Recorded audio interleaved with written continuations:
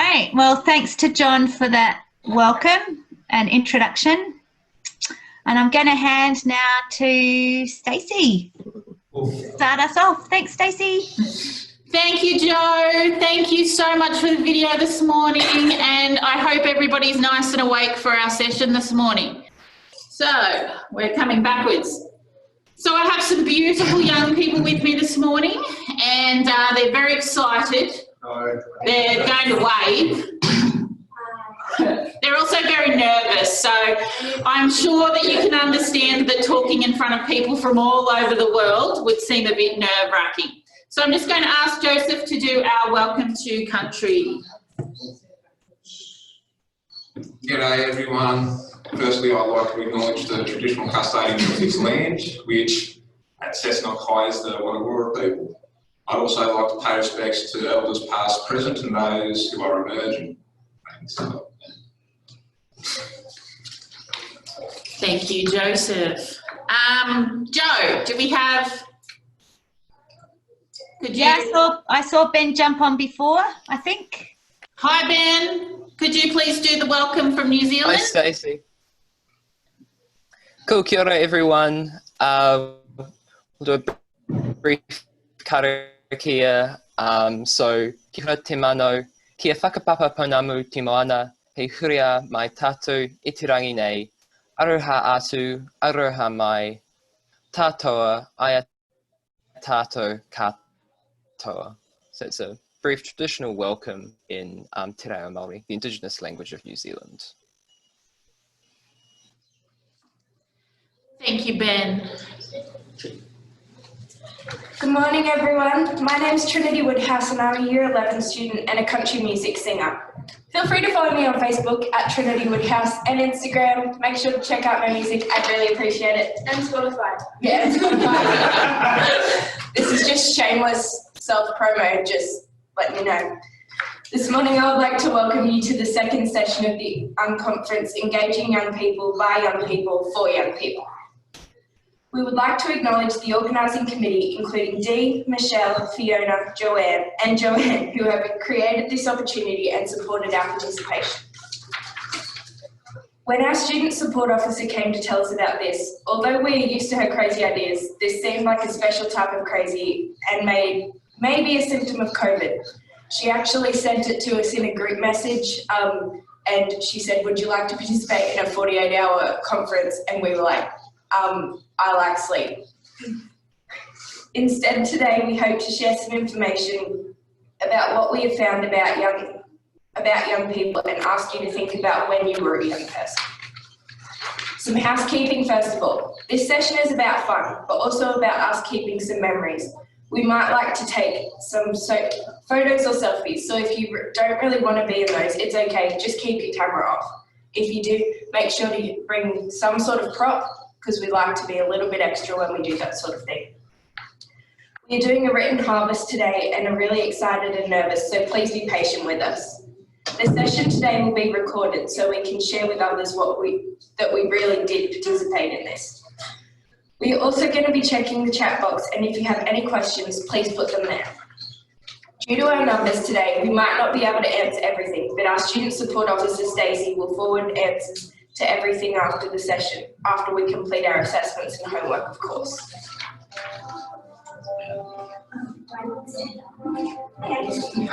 Hi, my name is Angel. I'm Year 11 and I'm actually introducing everyone today. That's my thing.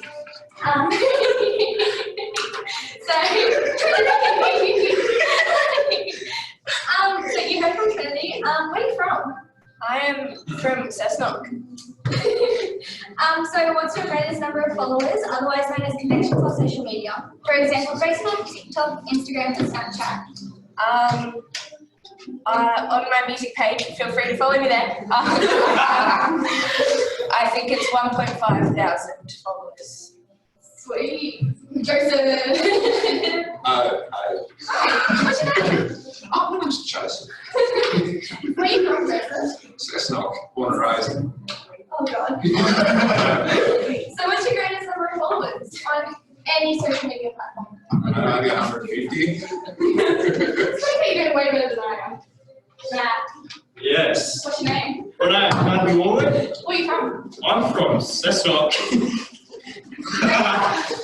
Greatest number of social media followers. Oh, calling over 2,000. What's your name? Where you from? Social media? Instagram. Greatest number of followers. 75.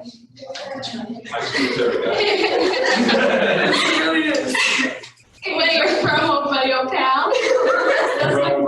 What's your name? Social media followers? Social media. Yeah. Catherine. What's your name? I guess it's Catherine. Well, where are you from? Oh, and greatest number of social media followers. 369. Very funny. What's your name? Where are you from? Greatest number of social media followers. I have like 160 on Tumblr. Oh my gosh. Hi friend. What's your name? My name's Eveline.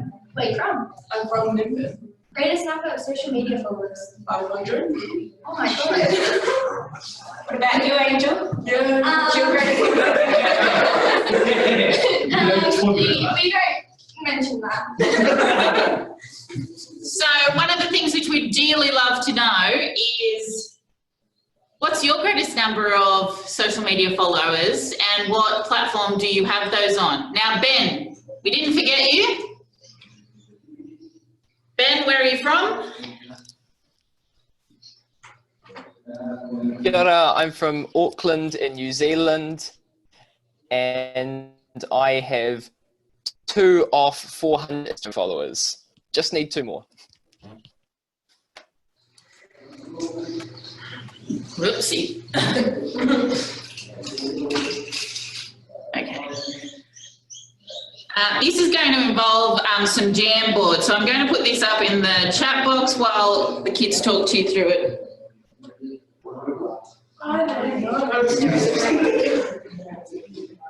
If anyone knows what we're doing at your microphone conference, please feel free to tell the rest of us. Should we mute us? Oh my god.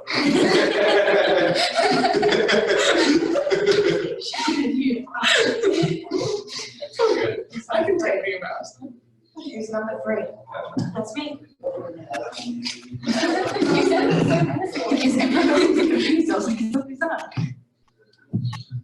That's just not as bad as your cherry cat. Can't close you up. Apologies. Life is fun. We hope everyone is enjoying us, watching us make a fool out of ourselves. I'm good at it. You're good at it. Yeah, I'll practice. Let's try it this way. Oops. No, he's all good. What?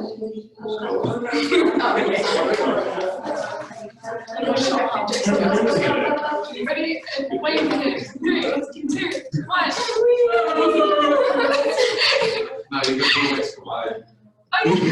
Let's do it. It's called coffee and it's a miracle. Okay, it's called It Makes My Anxiety. I'm stuck. We are not on mute. I repeat, we are not on I mute. don't know if that's a problem. Okay, maybe guys, it's okay. Can I sit here or do I have to stand here and be like? Sit there. Okay. Hi, once again, my name is Catherine. Today we are going to use Jamboard. We are putting the link in the chat box. I'm assuming Yep, we've done that. Okay, cool, we've done that. Our first question is, what is a memory about being a teenager that you have?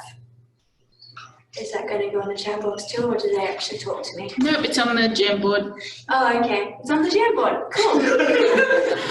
I don't know what Jamboard is.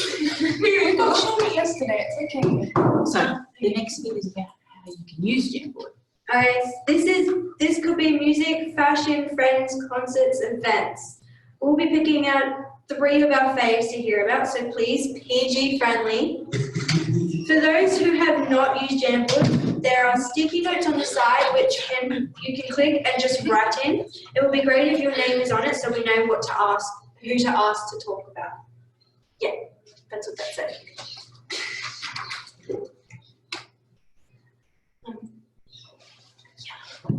I've personally found a favourite already. Moving on. Yeah. The fact that everyone knew what that one was is really quite worrying. Yeah, it'll be maybe.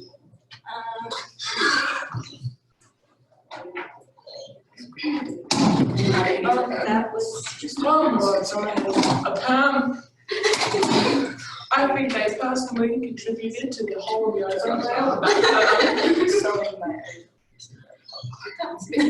hanging out.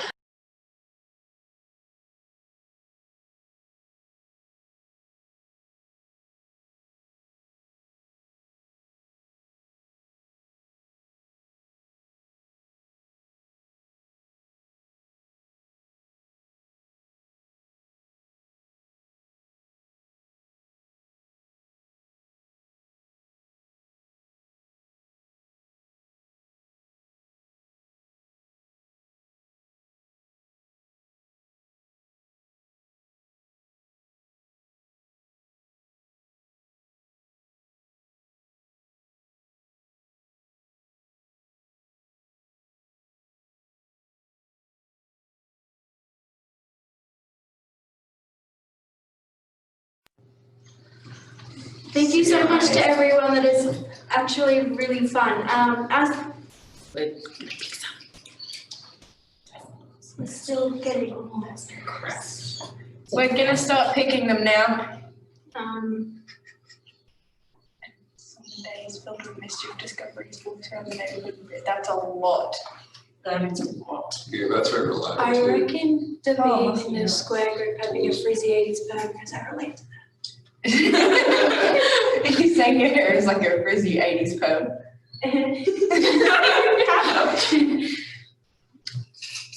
Well, I'm gonna always being the one in trouble. So that's the first one. We'd like to hear from that person, whoever that was.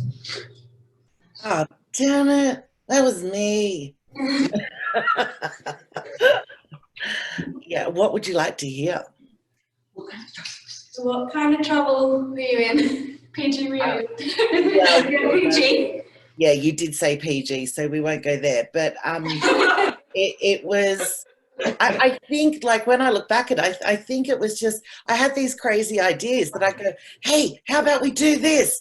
And everyone would go, yeah, and then we'd all get in trouble for it. And so I think it was that kind of thing that I just had silly ideas that people would follow me and do it.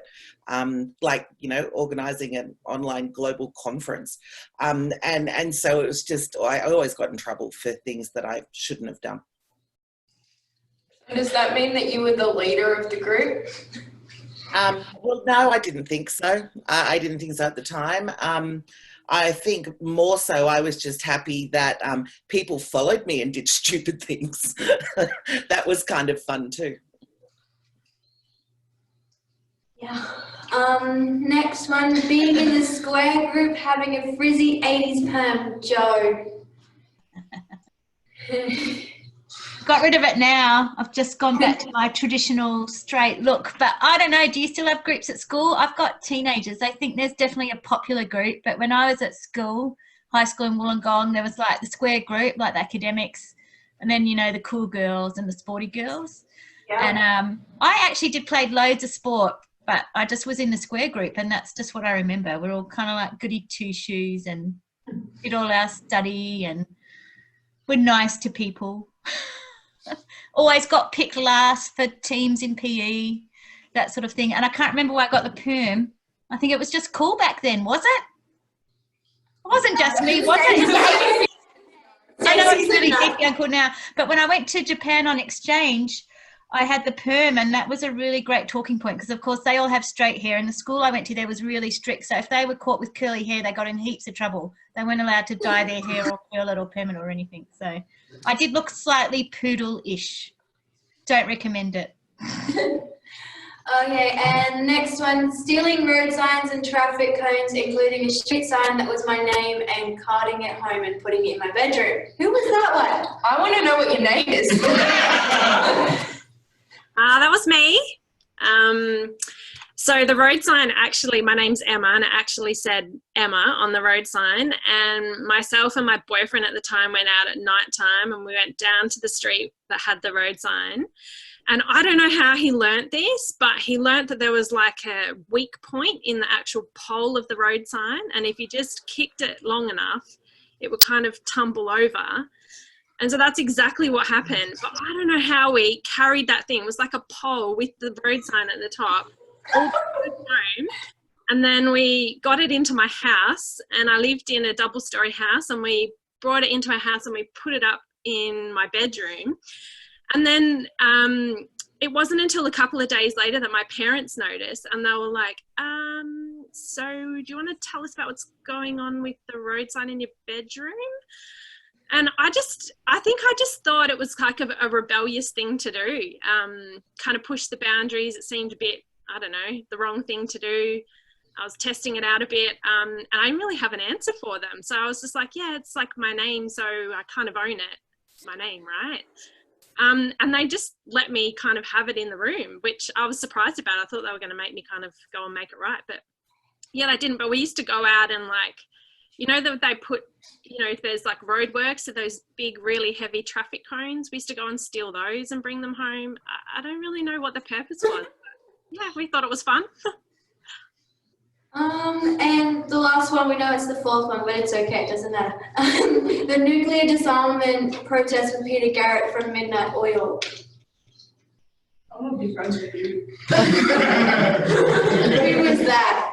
Okay, that was me, and it was actually, there's a bit of a New Zealand link here because it was not long after the Rainbow Warrior incident in Auckland, and I lived near an army base here in Victoria, and we had a big, I don't know what, like a massive big dish. It was I don't know what it was being used for, but military purposes, and we camped out with Peter Garrett and the guys from Midnight Oil and protested the army base, which was a really interesting situation when my dad was in the army. So he wasn't quite as forgiving of me hanging out with my hippie mates and doing some interesting things that you wouldn't expect somebody who then became a federal politician to have been doing at the time. So I have some interesting Peter Garrett stories up my sleeve. Okay, so now we're moving on to the next question. What opportunities did you have as a young person to use your voice?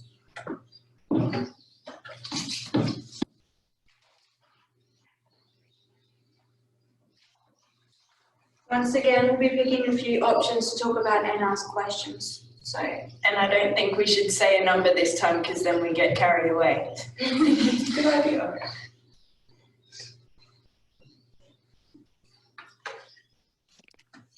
So if you slide across on the top of the Jamboard, there's a second frame. So if you look at it, it says 1 of 3 up the top. There we go.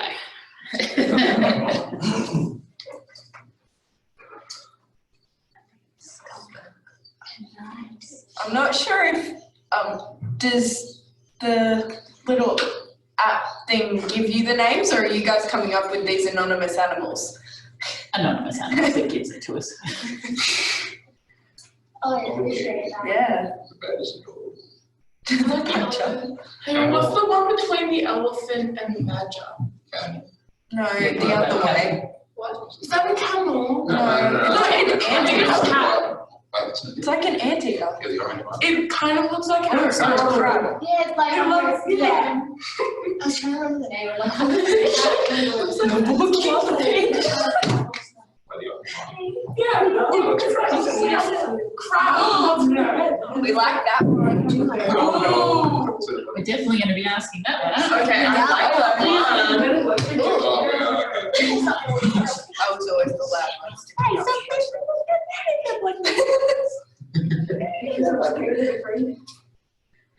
That was quiet, so avoided conflict. I like that one. I feel that one in my soul. I was quiet, avoided conflict. I wish. No, I think that's me. Is there any more? Is this Just anything that you guys have that you could use your voice. Let's start with I used to do a lot of debating and speech competitions, so I would often pick a topic of interest to talk about for my speeches. Anyone? Who was that one? Catherine looks like a teacher. Hello? Who's a political feminist? Yeah. This green one here. No one can Move it around so people can. This one? Who was this one? Let's have this. Make sure to unmute your microphone so we can hear you. Yeah, that might be useful. I have a feeling. Is that you, Michelle, who's written I used to do a lot of debating? Sorry, I lost the Zoom. I found it again now. Oh, it was you. It's me again. This is why we're kindred spirits. I like talking in front of lots of people. I know that's really unusual. I know a lot of people find that really intimidating, but it's kind of one of the things I really enjoy. Maybe I'm just a terrible attention seeker. But I used to be always in the debating team, and we used to do these speech contests. Do they still have them? So you do a prepared speech and then quite often an impromptu speech of 1 or 2 minutes, and it was quite often on a current affairs topic. So I just remember really enjoying doing that and really, really enjoying having adults having to be quiet and listen to me. And I would just go for it if it was a topic that was up my alley. I think the others who I've been organising the conference with will relate to that quite well, given I've been on a few meetings with them. Get the right topic and I can talk pretty passionately for a while, which is actually a good asset for a community person, I think. And something I think everyone can develop, because everyone's passionate about something, right? Just got to find your passion. I refuse to wear the new uniform.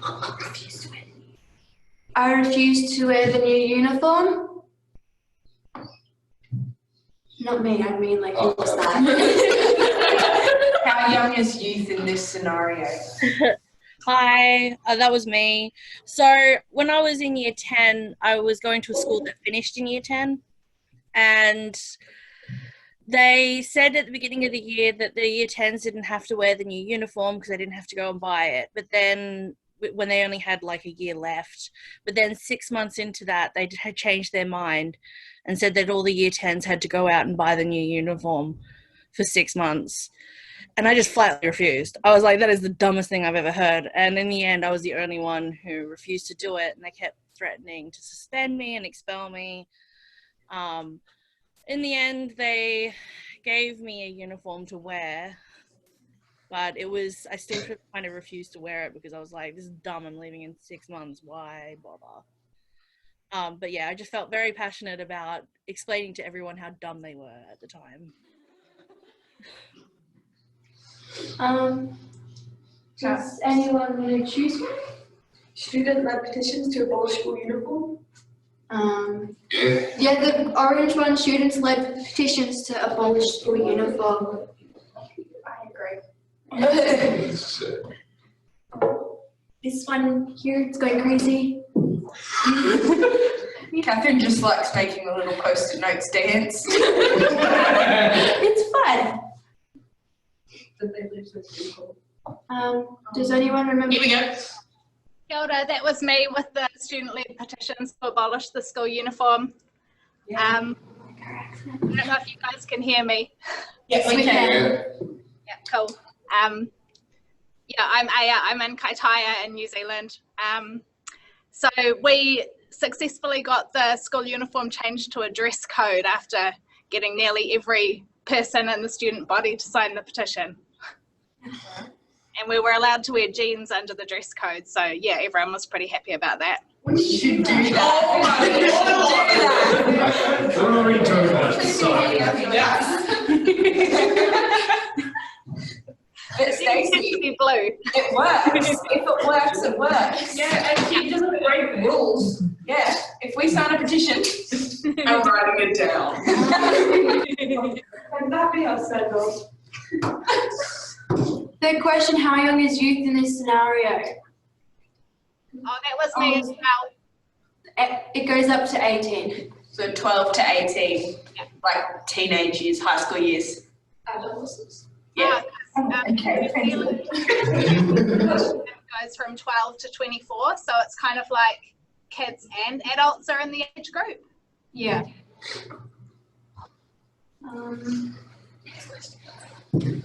Next question. That's the last one.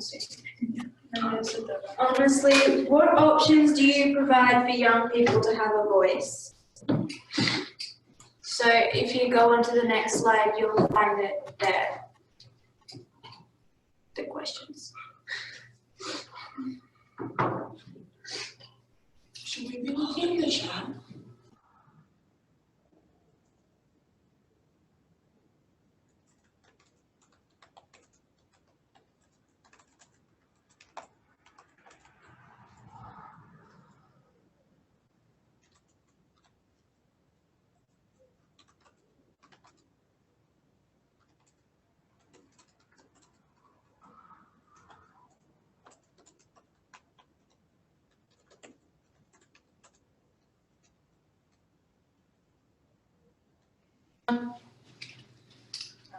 I like that one. I do. Oh.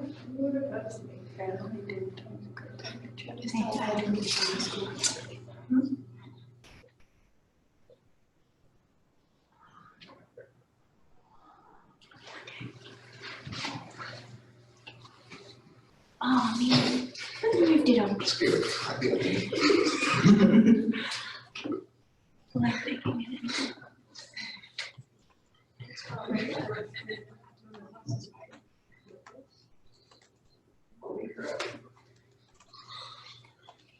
Oh.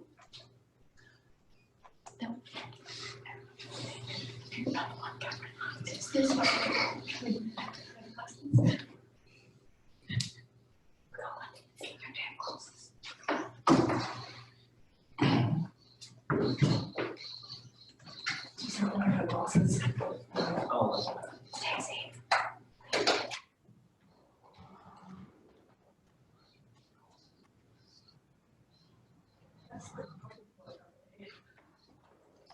Good. Oh God.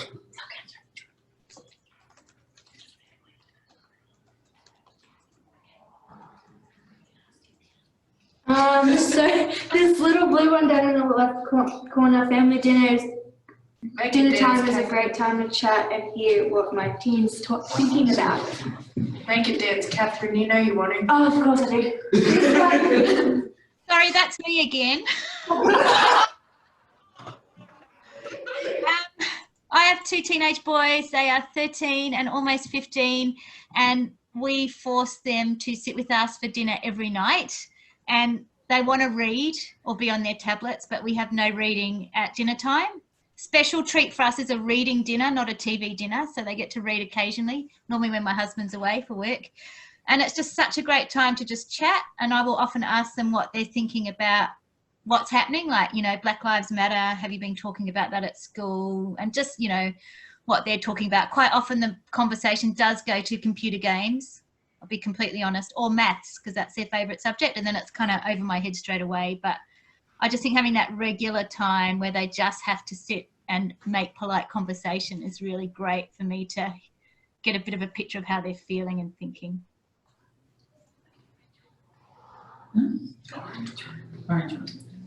This orange one, nominate them for National Youth Awards. Who is that one? Oh, that was me again, Aya from Kaitaia. So, we've had someone from the very far north win a National Youth Award every year for the last 5 years off of those nominations. That's good. Nice. That's awesome. That's really good. Letting them know they have a voice and encouraging them to act, I guess, upon it. This one, letting them know they have a voice and encouraging them to act, don't wait for permission. Yeah, that was me. Thanks, guys. I would say I would behave the same way with youth as I would with any of the communities that I work with, which is actually 9 times out of 10, you actually already have a voice. You just need to know how to use it, when to use it, and don't hang around waiting for adults to give you permission. or to do stuff for you. Raise hell is the way to do it. It's good training for when you're doing community work 10, 20 years from now as well. Don't wait around for permission, just get it done. We're pretty good at raising hell, let's be honest. The last one.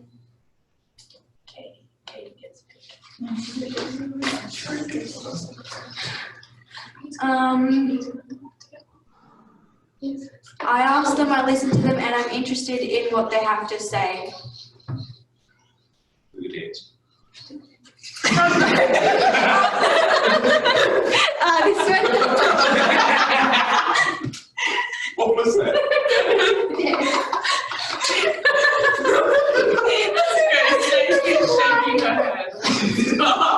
Okay, we're good. Okay,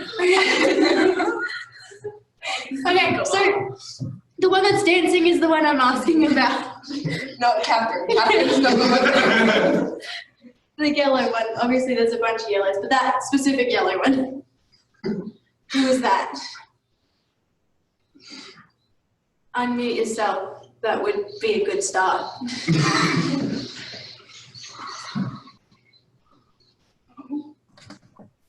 Sorry, it took me a while to find Zoom.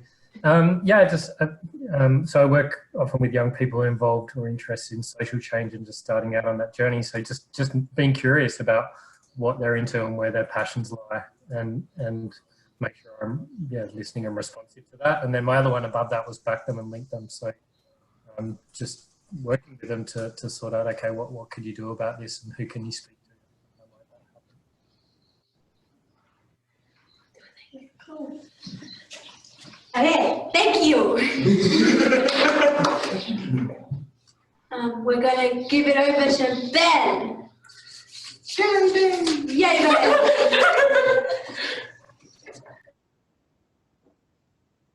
Awesome.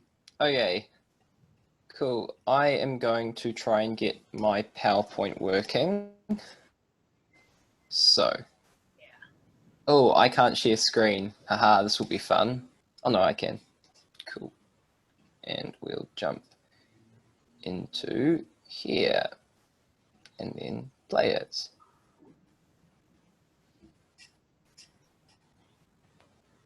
Cool. So, cool. Kia ora everyone. My name's Ben Fraser, and I am a university student in the University of Auckland in New Zealand.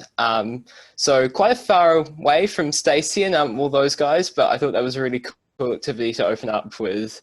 And God, I'm sure everyone's thinking a bit about like what it's like to be a young person and what it's actually like to, I suppose, particularly in the modern age experience, like really developing who you. What I thought I'd do today is a couple of things. Firstly, talk to you a little bit about myself and my experience. So I am the chair of a youth council or a youth voice group, and I'm also part of an organisation we have in the Auckland region called AYV, or Auckland Youth Voice. So we're a group of youth voice organisations and we work and empower each other. And so what I wanted to take out of, I'll sort of give an overview of like what all that is and how it all links together. And the thing I really wanted to get into when talking about that is this concept of empowering youth, because I think it's a very abstract concept. I often sort of like have engage with council organizations or any groups, and there's always these very abstract concepts about what we can do about like empowering youth, giving them opportunities, all of these sorts of things. And so what I really want to do is try and go for the other way, instead of going from those concepts and trying to figure out how they actually occur in real life. Should go the other way and talk about like what's a group that's currently operating and how they're currently functioning, and then how does that link back to these sorts of concepts around empowerment. So I'm going to do that first of all by trying to get my PowerPoint to work. I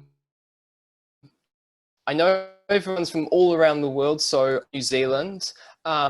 I thought I was like a really clear, good speaker and people could understand me. And then I went on a trip overseas like 6 months ago and went and like kept on buying Starbucks coffees and getting the weirdest versions of my name I have ever seen. And like, it wasn't just once, it was multiple times. So that's Bean, Beean, from a barista in the UK. And like, I don't understand. They speak English. I got Dean in France, and I got Ban in Paris. So I'm sorry if you can't understand my accent. I thought it wasn't too bad, but seems like that it's a bit difficult for some people. But I'll try speak clearly. And if you do have any questions, feel free to chuck them down the chat as well, and I'll try and answer anything that comes through. Cool. So,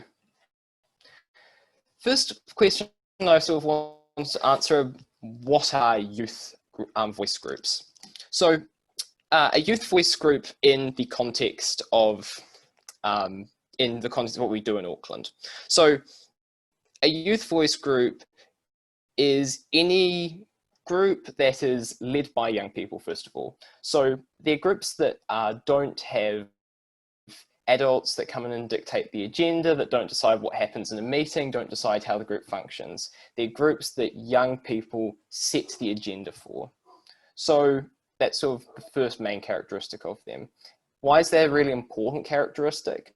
Because it means that instead of getting a situation where adults have, what do we think young people might want? What do we think young people should be thinking about? It's actually the young people deciding what's important to them, what's something that they should be discussing or dealing with. The second characteristic for us of a youth voice group is around this idea of by youth for youth. So you've got a youth-led group of young people. In our region, it's between young people between 12 and 24. And those young people are wanting to support, help, and nurture other young people. So there's very much a service mentality that for us is really ingrained in what we think of as youth voice groups. So it's all about those young people taking their own personal experiences and trying to think about how other young people are also experiencing those things and what sort of activities, programs, support they might need. In the photos I've got up there from my group, the Howick Youth Council, we represent around 20,000 young people across an area in East Auckland, and the group delivers projects and events across the region to try and empower other young people, give them skills and opportunities. So what we've got there is a whole bunch of photos of them in meetings. We do eat a lot of pizza, but the group also organises a lot of other things. So everything from empowering young artists. So we just have at the moment got an art exhibition running. We've partnered with a number of local organisations to deliver that, enabling young people to get their art professionally shown. We also run skills workshops, so CV building, being good with money, and a whole wide range of things. Last year, 21 events across the year. But the key thing, all of those events were decided by young people. So in the group, they thought that's an event that young people need, and they were delivered by those young people. So that's the really important part of the by youth and for youth model. The other thing though that's important here is that we think that youth voice groups still do need to be supported by someone. So they don't they're not as such maybe more activist movements. They're trying to create social change by not having sort of creating power out of themselves. It's a really valuable part of the system and it's very important. And we've got lots of members who are a part of that. But in our space, it's also about the fact that there is an organisation that backs them and supports them. So for the Howick Youth Council, that's the Howick Local Board. So they're a local government group in our area. So we've got, however, a lot of other youth voice groups that do this for a lot of other communities. So they're sometimes affiliated to NGO organisations that are trying to advocate on a particular issue. One's around refugee communities, mental health, affiliated to Greenpeace and other environmental organisations, as well as the government sector, so both central government and local government. But the common thread across all of them is they're youth-led for youth. So the one other thing I want to tap into when talking about what are youth voice groups is this concept of voice, because I think that's sort of what's really important and leads into this idea of engagement. So the other side of this sort of, I suppose, scope of what happens in this space in my region is AYV. So AYV is Auckland Youth Voice, and as you can see up the top, we have a lot of these sorts of youth voice groups around in the area. They come in lots of different shapes and sizes, and one of the really good things about that is it means they're localized. They adapt what they do and how they. AYV acts as like a peak body, so we operate and support all of those different youth voice groups in whatever work they want to do, and they in turn buy in and support the organisation. So we've got that two-way structure. So I have the privilege to be able to look after my own youth council, but then go and work with other youth councils around the region. So the main thing that I want to tap into when talking about this, what are the value of youth councils and youth voice groups, and why is that really important when we talk about engagement, and particularly through this model of empowerment? So I talked a bit before about by youth for youth. So why is that a really important quality to have when we talk about trying to engage young people? A lot of the issues that we might see, or I'm going to generalize and say adults might see in the community, are very, very different to the issues that young people see. And the way that young people go about thinking in terms of those issues are also very different.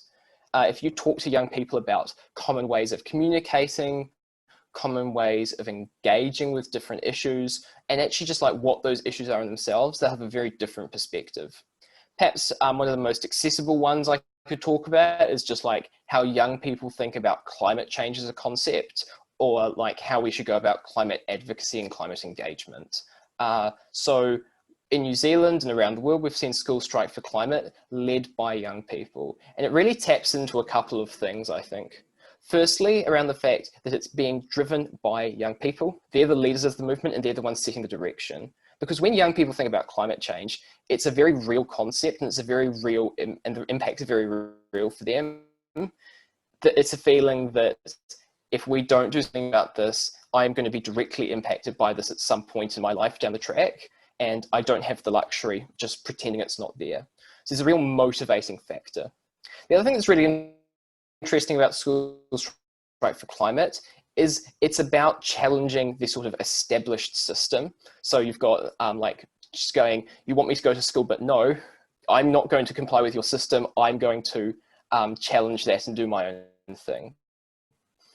Both of those things are sort of interesting in the abstract or in related to that particular movement. But it's also interesting and related to how we think of advocacy and how we think of engaging with young people. Because those are two very different perspectives and ways of approaching a particular issue. To say what a more traditional approach around advocacy might be, what a traditional movement around engagement might be. So empowering young people to have those approaches and to recognize why their approaches are valid or important is a key part of this by youth for youth element. The second concept I want to talk about here is around this like idea of translating. So we also have a lot of things in the world, and most things when it comes to decision making, important things about our future that are very inaccessible to young people. And I'm sure that in the next sort of couple of talks we're going to get from Stacey and the folks in Australia, we're going to dig in a bit more, I think, into some of these issues. But I want to tap into this idea of translating briefly. So one example that we did earlier this year was our local council produced a budget. It was a 40-page consultation document of a like 600-page actual budget. And for young people, that's too much. They don't understand what it was saying because it was full of government and council speak. It was really difficult to actually get down to what was important and what was going to impact them. So one of the other real values in having youth directly involved in this sort of process of engagement and when youth are empowered is young people can take this information that's being given to them and find ways to make it engaging and accessible to young people. So instead of just dealing with stuff with like big governmental terms or whatever, and like with all of this prior knowledge that you've got to have about how various organizations interact or what they actually do, young people can understand how that all distills down and how other young people are going to be able to best understand that information. And this all links back to this third idea around empowerment. Because whenever we want to connect with young people in any context, you've got to find essentially empowered young people. To be able to share an opinion, to be willing and confident enough to be able to step up and talk about what they think, that young person has to be empowered. It means they have to feel validated to like share their opinions, give their thoughts, and actually feel like that their voice is going to be listened to and valued. And that is far harder to do when the person trying to engage and the other young people and the person trying to take the empowering action is an adult. It's a really difficult sort of like, in some ways, slightly uncomfortable thing to grapple with, I think. Actually, the people that are best going to be able to engage other young people are young people themselves. And so the challenge for organizations in any context, if you want to connect with young people, which is which is really good, and like, I think every organization should do it more. But the challenge is not to think about how can I, as the organizer or the person that needs consultation or needs some youth voice, it's not about how I can go out and reach young people and consult with them. It's actually about how can I find young people who are going to be able to connect and do that consultation, to be able to do that engagement for me. Because in that process, you'll have to empower some young people. You need to teach them about what you do, how your organization works, all of those things. And it's those young people that will be best able to go out and access broader young people in the community and tackle some of these issues we've seen, I think, certainly in New Zealand, but I think it's probably true around the world, around how young people don't feel represented, don't feel like they can engage. And we see some of that feelings, some of those feelings manifest in things like School Strike for Climate. So it's this process of empowerment of those young people that really makes the difference. So to sum up, when we empower young people, we get some of these benefits. So the young people themselves learn new skills. They can translate whatever's information is necessary to convey that to other young people. And they know what particular things are going to be relatable and important to other youth, and they're communicating to their peers. So the reason why this is all something that youth voice groups do really well is a structure and a really good system for enabling all of this to happen. We've seen in doing consultation with Auckland Council, so our local issues, incredible results in getting young people to engage and participate in lots of issues and things that they otherwise just really like previously hadn't, whether it be in voting elections, understanding elections themselves, often understanding how the government's budget is impacting them. All of these things are a lot easier when it's young people leading the process of engagement, and those young people are being empowered by the organisations they're affiliated with. Cool. I'll pass back to Stacey. I can find the stop share button.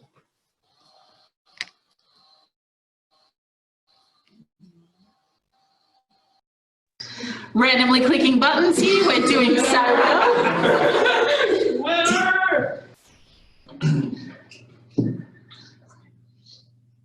Yeah. Wrong button. There's just like yarn that I can throw in. Yeah. I feel like that one's nice. Okay. G'day guys, tis I again. We're looking to talk about engaging with boys. So you know us young fellas, we don't really like talking much. Well, yeah, I don't anyway. In particularly our emotions are like a massive area that we tend to ignore, or just keep back behind and just try and conceal. Yeah, so we like side by side, like discussing our ideas, what we're going to do. We're doing something else, trying to procrastinate all these thoughts.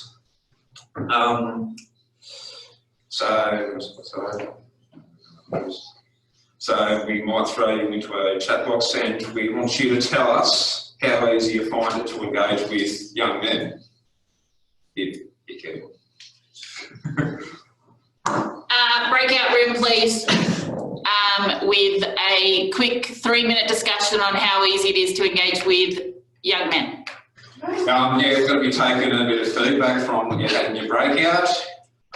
Firstly, Matthew, who do you want to start with? I don't really know.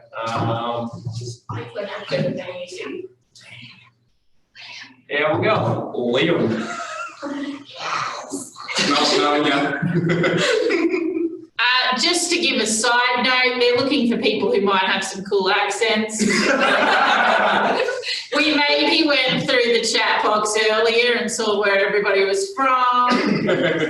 So, apologies.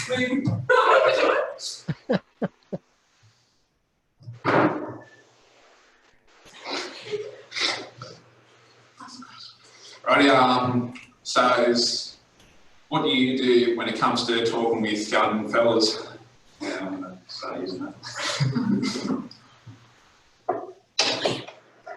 Oh, is this for me? Is it Liam? Yeah, it's for you. Oh, thank you very much. I'm really enjoying this. We just had a very brief chat. In Ireland, we have, I'm from Ireland. It's now 1:10 in the morning. But just to say, when we're engaging with young men, we have men's sheds here in Ireland, a bit similar to Australia, but it is very difficult to get young men involved. But I teach young men and young women as part of a community and youth course. And even though I'm in my 50s, I still try to engage with the young men and the young women, but it can be difficult, yeah. But we're following some of the work of a famous Australian who did work on masculinities, R.W. Connell. So I'd recommend reading some of her stuff, actually. Okay, that's all. That's really good. Hope you like my accent. I love it, Liam. Awesome. Yeah, that's cool. Cheers, Liam. Who else do we want to go for? There was someone from Canada. Let's pick on the Canadian. Nicely. Nice one. Good transition. That's nice. Ooh, nicely. Pick on the Canadian. Who's from Canada? Who's from Canada? Yes. Put your hand up if you're from Canada. Yeah, just anyone from Canada. Oh, yeah! Let's go! Hello there. So I have 3 boys, and I grew up with all girls, and so I feel like I am out of my element when I am in the room with my boys. But I was actually saying on in the breakout that before COVID, our dinners were drive-through dinners, and we didn't connect. We were too busy going here, there, and everywhere. And so COVID happened, and now we're having these amazing conversations, and our dinners are really long. And I feel like that we can talk about more like deeper things. We've been having a lot of conversations about Black Lives Matters and what does it mean to them, and have they noticed anything? And so it's really inspirational, and giving me the courage that when I can go out into my community to maybe start having conversations at the skate park and seeing what we can do in our community with our youth. No, that's very good. Thanks, Heather. We might pick one more. Who's got an accent? Oh, wow. Who isn't from Australia? Oh. Everyone just puts their hands up. Fiona!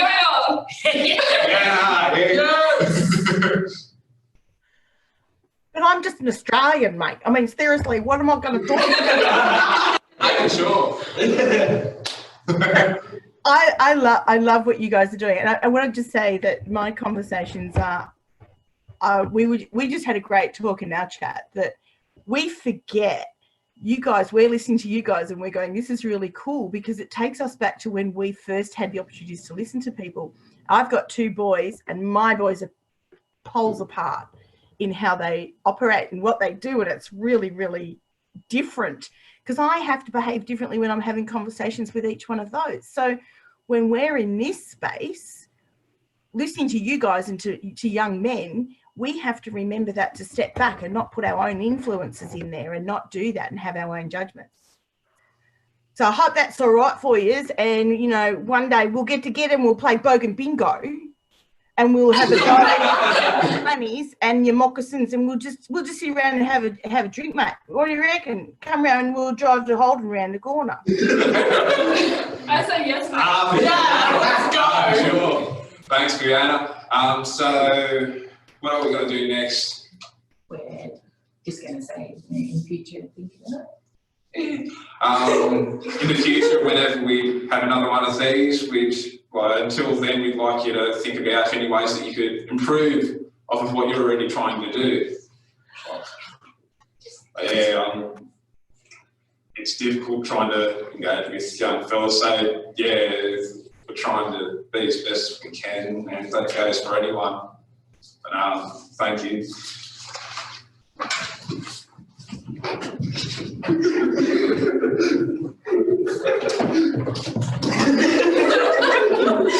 Mute us. Almost. Okay. Hi, my name is Katie. Today we want to walk through some stereotypes and assumptions of engaging with young people. We're going to put some questions out to you. We encourage questions in the chat box, and if we can't answer it, we will be asking our brain trust Stacey. A major assumption is that every teenager has technology. Our recent time in COVID has shown that not everyone has enough data, so the idea that young people could be reached over technology is not always the case.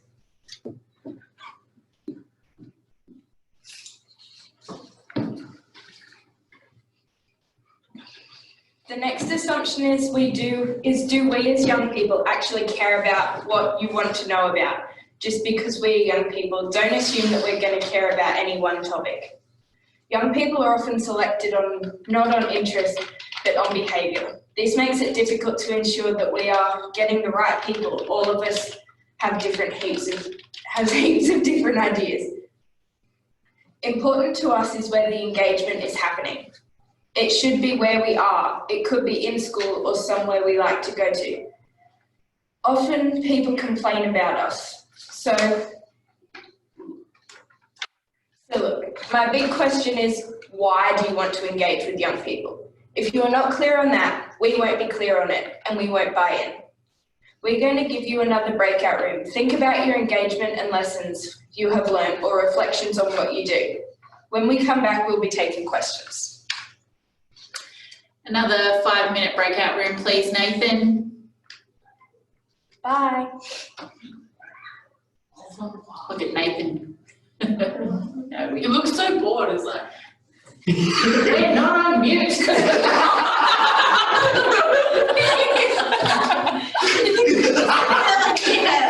I'm always we're not on mute. Got you.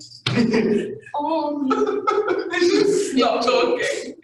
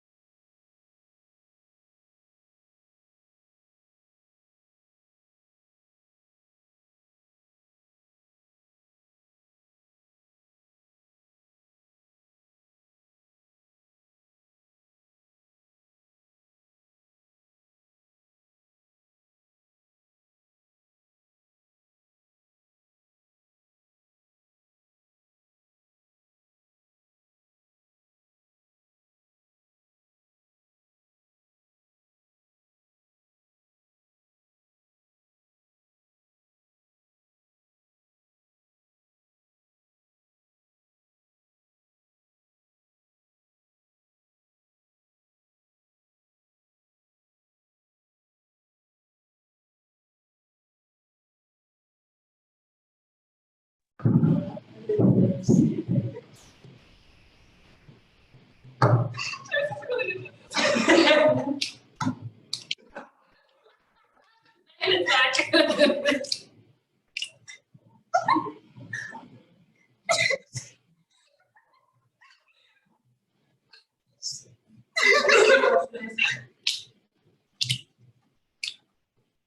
are we doing?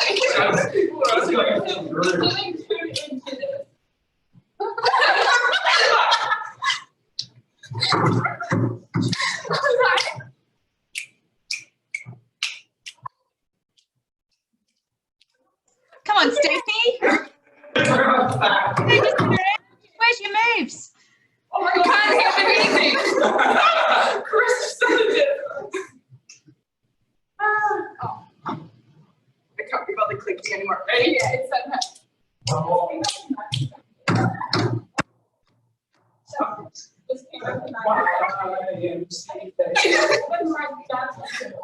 Jesus Christ.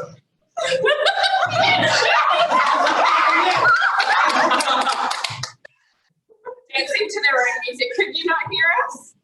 You not hear our music?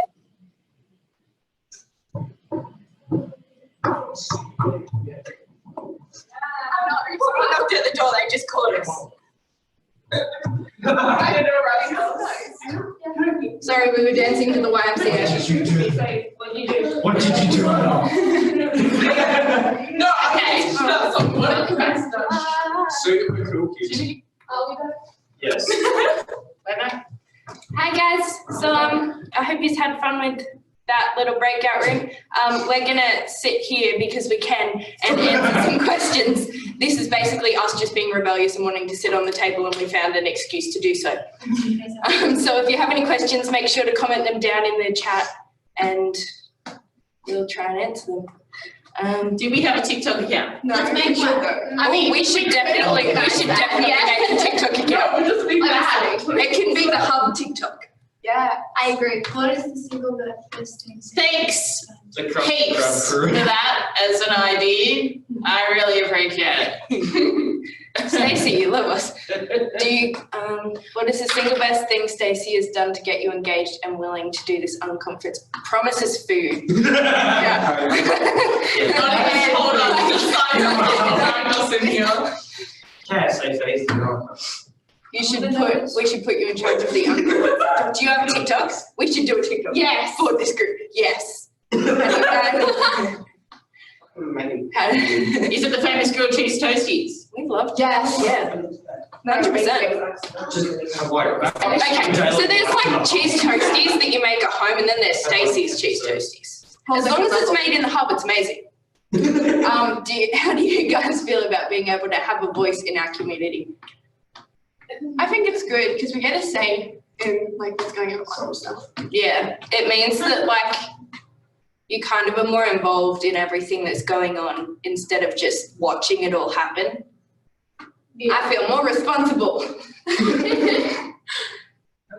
Ooh, how can I engage young people to get interested in learning about nutrition and cooking healthy-ish? I've tried making healthier KFC and talking about foods to get rid of pimples. Any ideas would be great. So we're talking healthier foods. Don't tell them it's healthier KFC. Just say we're making homemade KFC, and then afterwards be like, so that was healthier. Here's how we make it. Trick it. You've got to trick it. All right. Anything else in terms of the food idea? Eating healthier food. I'm encouraged to from a young age, and then they'll be more likely to eat it.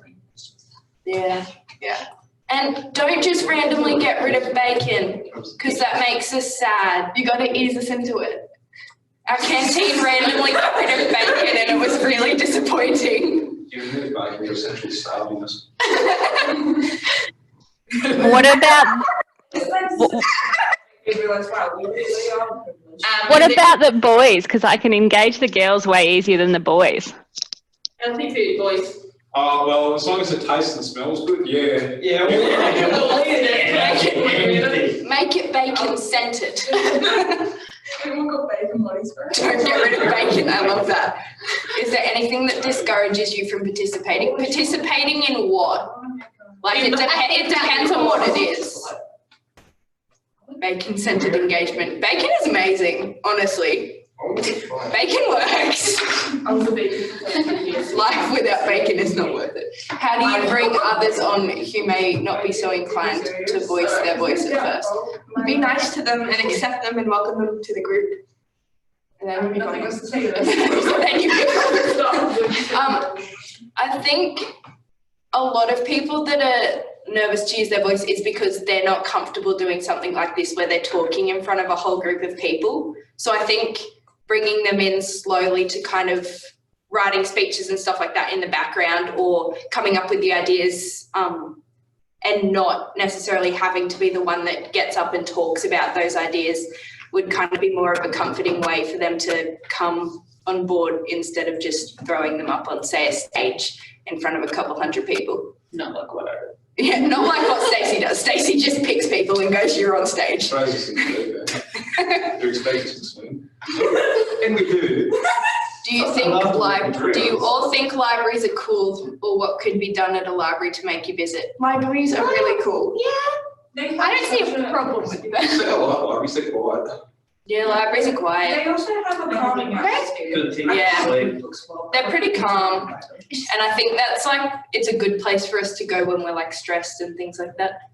I will cut in here just briefly and point out that our school library actually doesn't have a lot of books. Yeah. Which we have a lot of technology in there. It's a library. It's not really a library, it's just like a technology station. Yeah. But I think we like going into the library when we're in class and things like that, and we have to go to the library, we get excited because there's fun seats. we like having fun seats to sit on because it makes it entertaining. There's also really cool charging stations where you can charge all your devices. Yes. Is that a good or a bad thing, not having a lot of books? I guess it's both, really. Yeah. Technically, no one really borrows. Yeah, that's a good I reckon point. majority of the books got taken away because no one was borrowing as much as. Technology. Yeah, not as many people borrow the books anymore. So I think that like nobody really missed having heaps of books there, which is kind of sad, but like nobody really knows because all these other cool things came in at the same time as they got rid of the books. It kind of just filled the spot where the books used to be. Do school libraries even have ebooks? I have no clue. Yeah, that's actually a good question. We do. We do. 1 second, Matt, what did you say that we got when we got rid of the books? PS4. Yeah, we got a PS4. And VR. Yeah, then we get. Yeah, and we got like little CO2 robot cards, things. 3D printers. Yeah, the little Spiro, Spyro. They're like little speed things, they're like robots. It's weird. Like, It freaks me out a little bit. yeah, because when they brought like all the robots and things like that into the school for programming and things like that, I don't know about you guys, but we never got to do that at my primary school. Yeah. So like it's all the younger kids that are now coming in, they're like all over this stuff and know how to program them and stuff. And when we were doing peer support, we had to help them. And we basically just had to stand there and get chased by these little robot things. Yeah. So yeah, is there any more questions? Someone else answer them. How do you feel we as adults can better engage with you? I feel like adults can be pretty intimidating, so maybe like starting the conversation. Just welcoming, if that makes sense. Yeah. Sorry, Stella, that was my fault. Without a good vibe. There are some people that are, well, not some people, but like there are some, like when we have like a substitute teacher in class and they come in and they kind of, comes across as like they think they're better than us and they like talk down to us. I think treating us like we're kind of equal, makes us more open to being engaged with what we're talking about. Because if we feel like this person's just being rude to us, we tend to fight back, honestly. We don't take to it very kindly.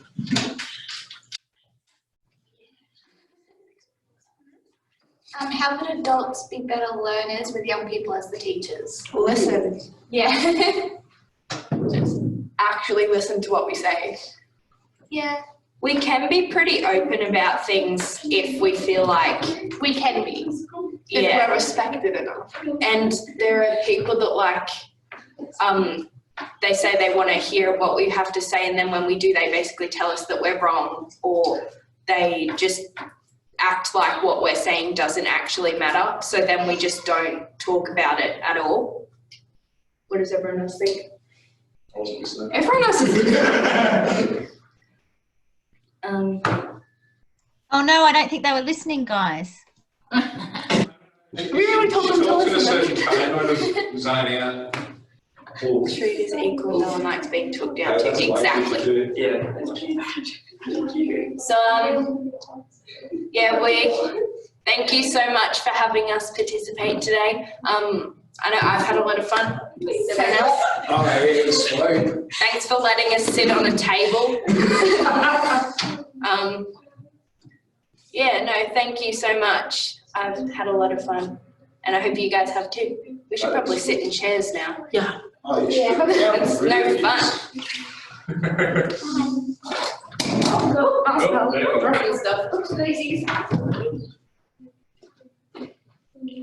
I actually get to do a little bit now, which is super awesome. Oh, wow. Oh, wow, we're so excited that Stacey gets to talk for once. Okay, so I'm just going to share with you about a project which we run here at our high school, and hopefully everybody can hear me. So we have what's called an Interact Club. So it is a baby Rotary Club, and we originally started with 8 people, and last year we ended up with 47. So I'm just going to go through their participation last year to show you some of the activities that they chose to participate in.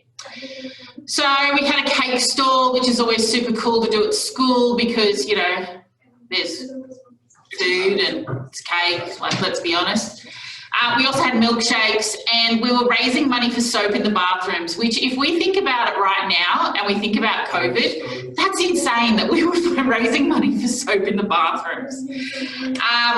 Then we went and attended the Stomp Festival, which is a local festival in Cessnock, and you get to stomp on grapes and get to make wine because we have a lot of wineries in our area. We also participated in Bully Proof, which was our way of saying no to bullying at our school.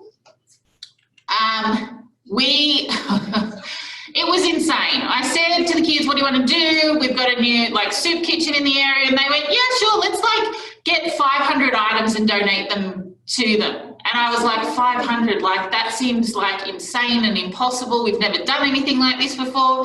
They're like, no, we'll be cool. So we actually got 1,000. And you can see some pictures here of them packing. There were a couple of students whose purpose every single day was to go through and count how many items we had. And rather than box them up and put the numbers on them, they forgot to do that. So we had to recount every day. So that gave a lot of purpose and energy to what we were doing. So 1,000 items to the local soup kitchen. We also had some of our young people go away to some leadership opportunities. We attended our school corroboree, and as you can see, we did an art installation with some connection with others. We also made lavender salt, and we gave out different kindness cards. They had to go and attend Rotary meetings and talk about what they learned, and this was the big one. They decided that they wanted to spread kindness in term 3. So they put on a morning tea to say thank you to the teachers, and this was in the teachers area, and see the balloons at the back that have the glitter in them? Note to self. Do not put glitter in balloons. Stacey, just to interrupt you, we can't see your presentation. If you're presenting something. I am. I just realised when you're telling us to look at a picture that we can't actually see the picture. Oh, there we go. Thank you. Good. That's We'll all do right. this. Right. We're in. There we go. Can we see something now? Absolutely. That's better. Beautiful. All right. So we've got some balloons in the background there that are full of glitter.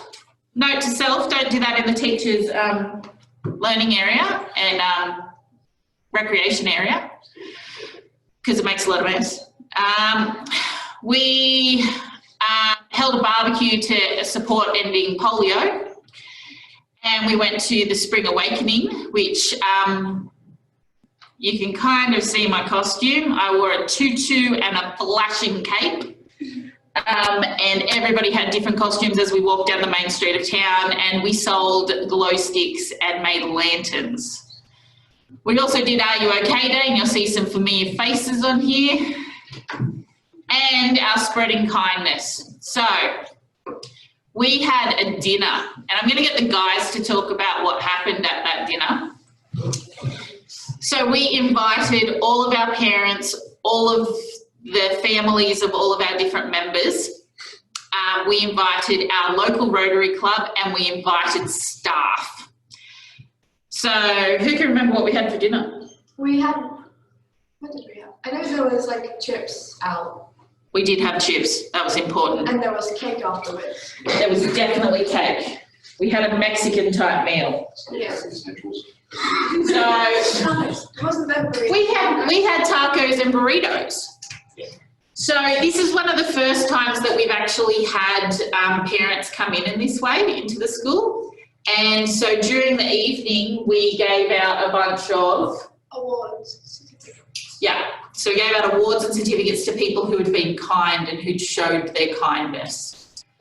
And it was an opportunity to engage with our community, but to also showcase what we've done.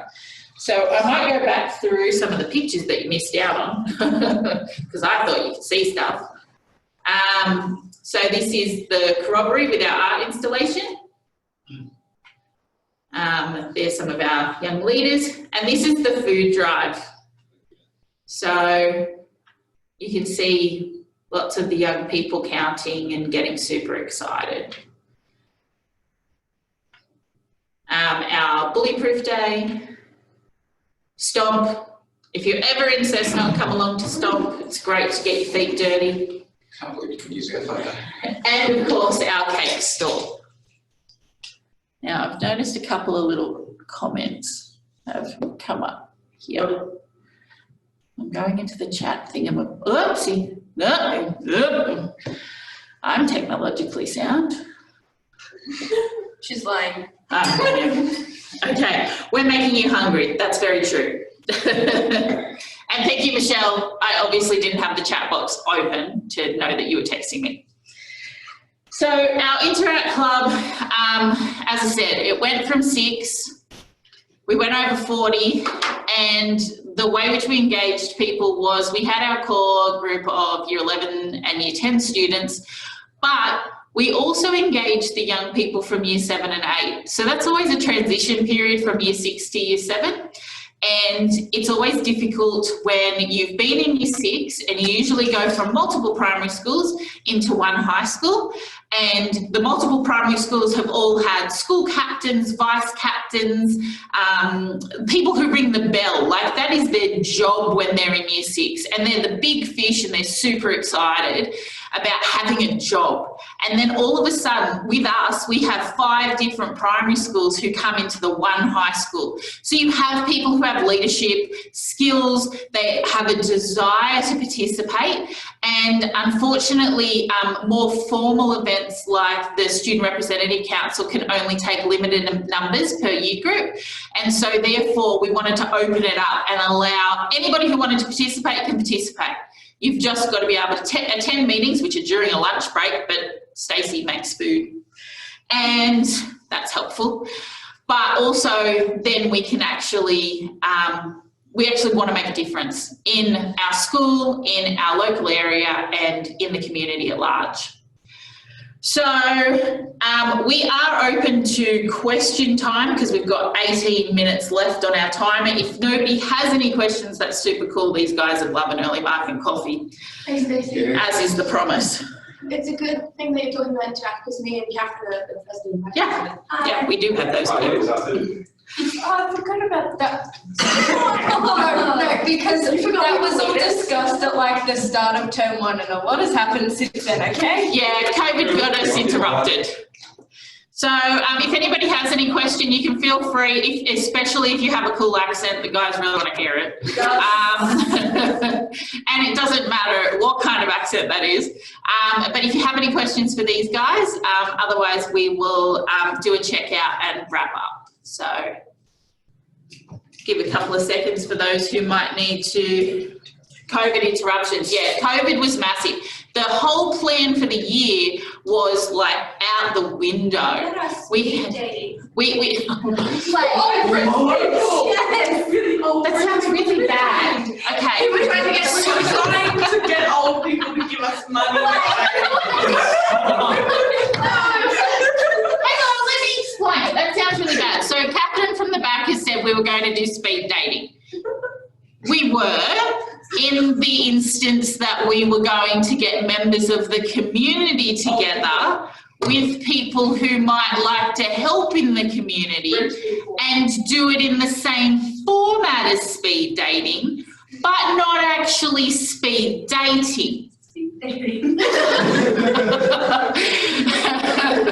love the fact that that's the message which we took away, but we wanted to get, we do have some very affluent places in our local community and we wanted to see if they were able to give back. So we had spoken to the PCYC, we'd received some funding to actually do the program, so for catering and things like that. And so we were super excited, and then it was the week before COVID hit. We also had a TEDx planned.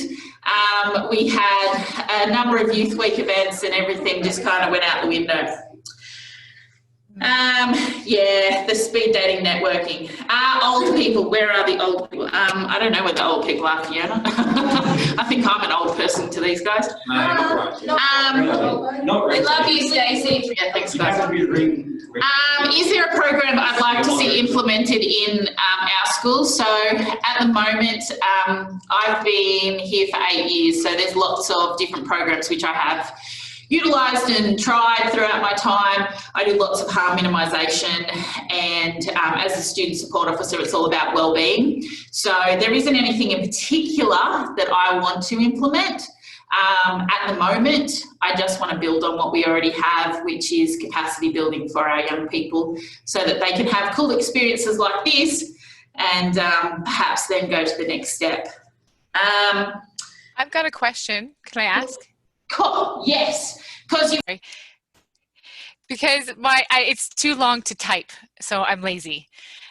So my question is, a lot of times organizations get funding from funders. Usually the funding is for a year, maybe a little longer.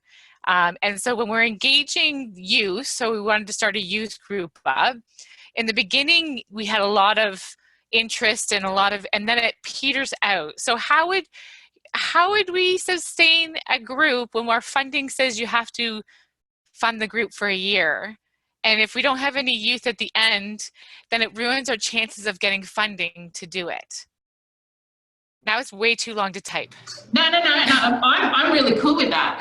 I think that it's important that young people know some of those details. I think sometimes we hide a lot of that because we don't want to like overburden them. But the thing is that if we tell them that that's what we want and we ask them for their opinion, right, they're more likely to engage because they have the full picture. With our local youth centre, they went through a bit of process where people just dropped off because they didn't understand that if nobody uses it, it's not going to get funded again because nobody had explained that to them. When it was explained and they were able to pick their own group, we then had anime groups coming up and we had all different special interest groups that were relevant to them and therefore they were really engaged, as opposed to being told this is the group and it might be really cool to begin with, but also what's the purpose? Why are we doing it? And part of the purpose is yes, we might want to get future funding for other stuff.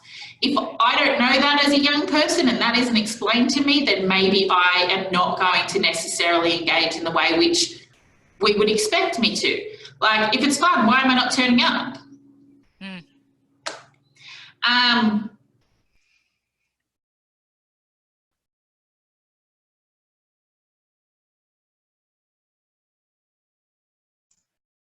Did you just mute, Stacey? Unmute. Am I unmuted? Yeah. Do you know what I did? I sat on the keyboard. Everybody can have a giggle about that. That's good. That's good. In the school, we have a space called the Hub, and that's what I manage. And I say manage because it's not really mine. It is the young people's space. I manage it in terms of supplying it and getting resources for it. You know, the cheese toasty, super important. But in terms of starting anything new, you know, we put up suggestion boxes, we put up ideas, and people can sign up. We put up, you know, do you want to run something? You run whatever you want. You know, I've just got to do a bit of risk assessment with you on it. And by even doing those little activities, they're starting to build up a leadership role. They're starting to understand to a greater context what it takes to run groups, and even some of the resources. So, for example, yesterday we ran out of bread. Now, we go through about 50 loaves of bread a week. And it was a very important process to actually happen, because it hasn't happened this term, but it happened because nobody told me we didn't have any bread. So therefore it was reflected back to those who, they know that's their responsibility, so all the complaining was directed back to them for the day. We have bread today, it's fine, don't worry, don't send us bread, we're good. It's little things like that where you can take responsibility, you can build it up over time, and you can take on more of that leadership mentoring role. Certainly within my space, there are no real year groups. It is everybody mixes in. In the playground, year 12's over there, year 11's over there. Interest groups might be slightly together, but you don't usually see a blend like you do within my space. So I think that giving them an opportunity to plan something, know how to do it, and like I work with them, of course, and support them and mentor them through that, but being able to, you know, make some mistakes, but then they've got a safety net. Today was all about, you know, before we started, if there's an error or something goes wrong, or, you know, we accidentally put a swear word in, it's okay, I'm going to come and be the safety net and hopefully censor Nathan's jokes was, yeah. I've got something, it's maybe not so much, sorry, did I jump in the middle of you, Stacey, there? Nah, you're good. It's not so much a question, just as maybe a word of encouragement for you guys there. I'm hearing a lot from you when you're talking that sometimes it feels like adults aren't maybe trying as hard as they could to engage you, and when you are engaged, you sometimes don't feel like what you're saying is valued. I heard the question as well of why do you want to engage with us? I think you're asking the wrong question. The question is, why the hell would anyone not want to engage with you? If I could get a Greta Thunberg or a David Hogg for community development, I would be set for the rest of my life. It's like having you guys on scene is the best thing for community organization, and everyone wants to do it. So sometimes it might feel like your voice isn't valued. It is just because we adults are dorks and we don't know how to do it properly. Okay, but we really, really value having you guys around the table. So as I said, not so much of a question, but hopefully more of a statement of encouragement is, we really want you there. We really want you on the journey. We just sometimes don't really know how to do that properly, and it's weird and uncomfortable for us too.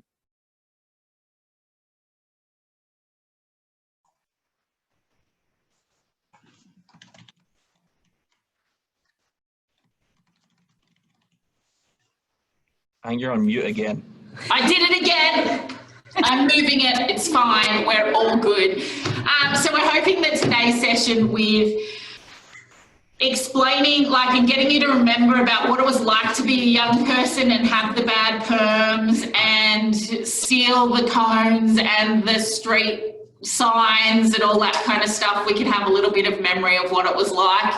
And that perhaps moving forward, thinking about the different ways which we engage young people, that technology isn't always the answer, and that finding our right young people. So we often get asked, what young people can we have for a consultation? And it's like, well, what do you want? What are you going to talk about? We don't always want to give you our leaders. We want to give you the people who are going to be the best people to be able to give you the feedback that you want. Or need, or are going to talk loudly. These lot, you know, I don't know if you've noticed, they talk loud.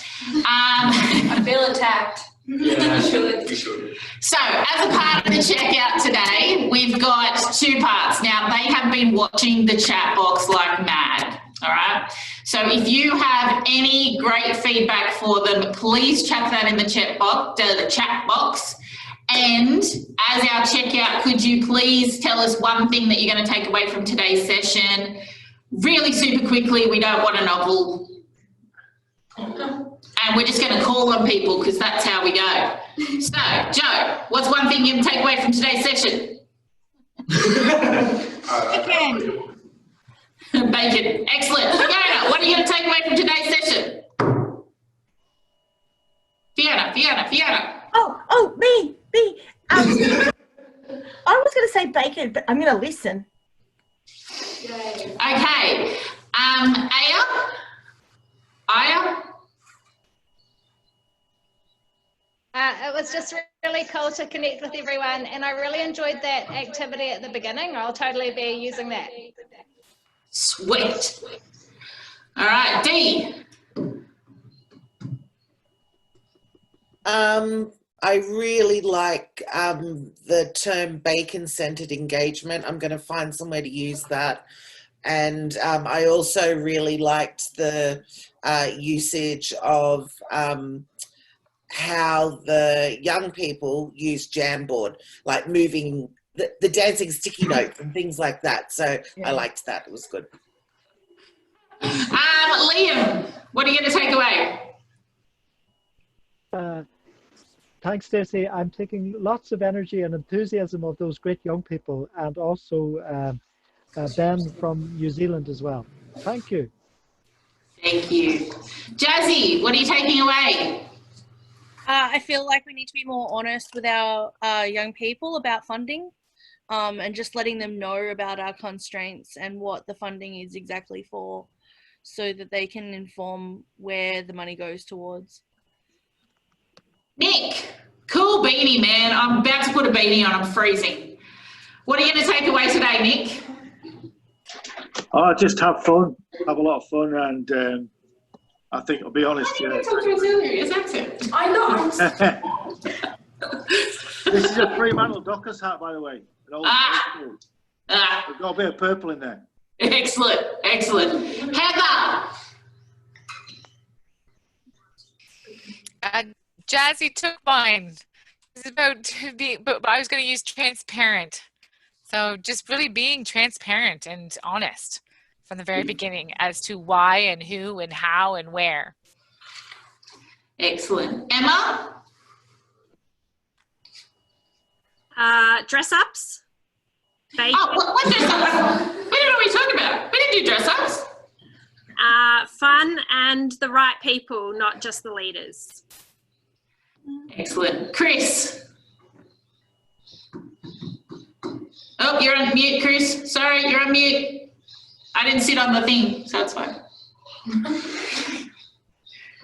I like the really great range of things: the dancing, the singing, the dress ups, the just, you know, that's what having fun is all about, and just making it so interesting, and in the end engaging everybody. Nathan. Yep. Probably for me, a takeaway is, I guess when we're trying to engage with young people like you guys, is while we come with our own missions and messages and agendas, really, and while it's important that we bring you on board and into those things that you're interested in, just to make sure that we're allowing your perspective to seek through, and we're not, I guess, using the youth to put through our message, but actually listening to you guys to make sure that you're included in the stuff that's happening. Pauline?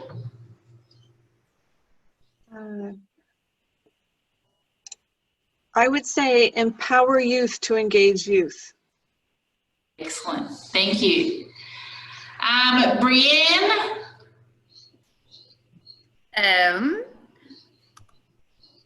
Hi.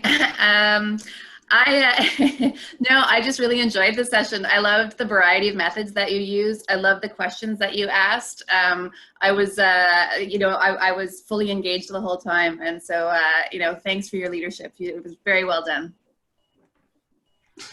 Hannah? I will also echo the appreciation of just a huge dose of reality, and thanks for it kind of lit me up again, and a huge energy. So I'll be definitely taking that away to the next couple of days, and definitely to the next session that I attend. Elise.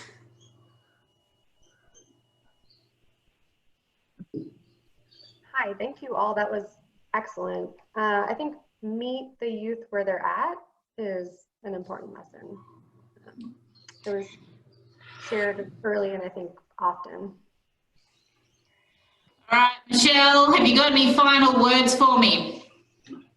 Yeah, I actually put it in the chat, but Cessnock's young people rock. You guys have done an awesome job today. And thank you for entertaining us and keeping us engaged. It was fabulous to join this session. So thanks, guys. All right, we are at the end of session 2. I hope to see you later in the conference. I will be around doing all kinds of things, but I hope you enjoyed today's session, and we look forward to seeing you next time. Fiona, we've been taking photos the whole time, man. We did selfies before, man. You missed them. All right, it is 11 o'clock. Thank you very much. Cool.